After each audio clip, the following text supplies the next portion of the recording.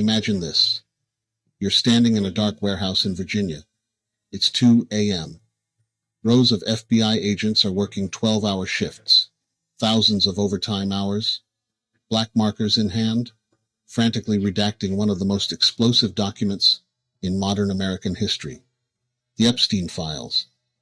The files are 73% done, almost ready to be released to the American people. Then suddenly, everything stops. Why? Because according to new reporting, Donald Trump himself gave the order to kill the release. And the person delivering that message was none other than Pam Bondi, Trump's hand-picked overseer of the files.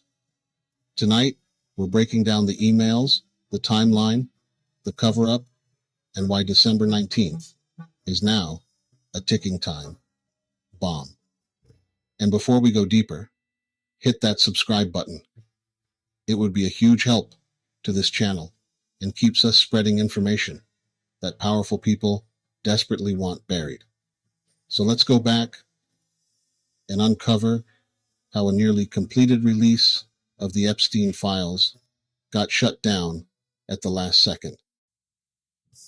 New Bloomberg reporting, paired with a Freedom of Information Act document release, exposed internal FBI emails showing exactly who stopped the Epstein Files from being released earlier this year. It wasn't a bureaucratic delay. It wasn't the FBI acting on its own. According to the documents, Donald Trump and his Attorney General Pam Bondi ordered the review to be shut down, right as the files were almost ready. And the FBI wasn't dragging its feet. Agents were working around the clock.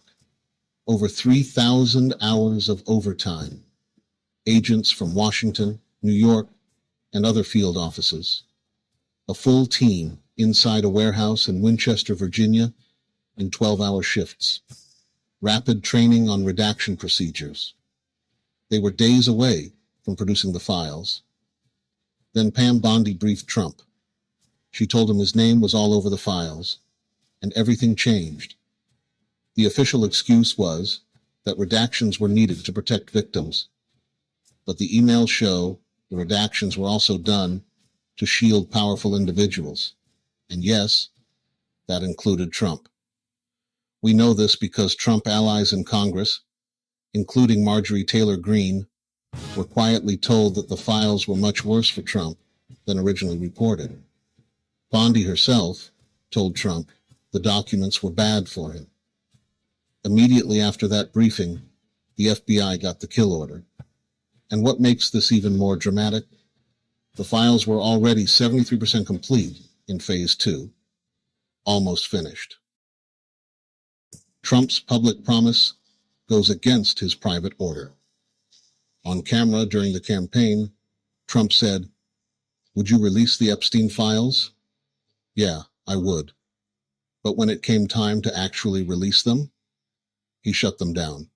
And Bondi backed him up with a now infamous moment, saying the files were on her desk ready to review, implying the release was imminent, when behind the scenes, the release was being buried. A law, signed by Trump himself, requires the Epstein Files to be released December 19th. But now, with new chaos inside the DOJ and FBI, Kash Patel, the FBI director, appointed by Trump, is reportedly on the chopping block. If he gets fired, it will delay the release. If Trump blows through the deadline, the only way forward is another lawsuit under the Freedom of Information Act. Congress won't enforce it. DOJ won't enforce it. It will fall to outside groups to sue again. We already have a checklist of items seized from Epstein before his death. They include hard drives, VHS tapes, cassette tapes, ship logs to Epstein's Island, and so much more. And this isn't speculation. This list is from the prosecution files before Epstein died. These are part of the Epstein files the public has never seen. Then there's the most disturbing detail.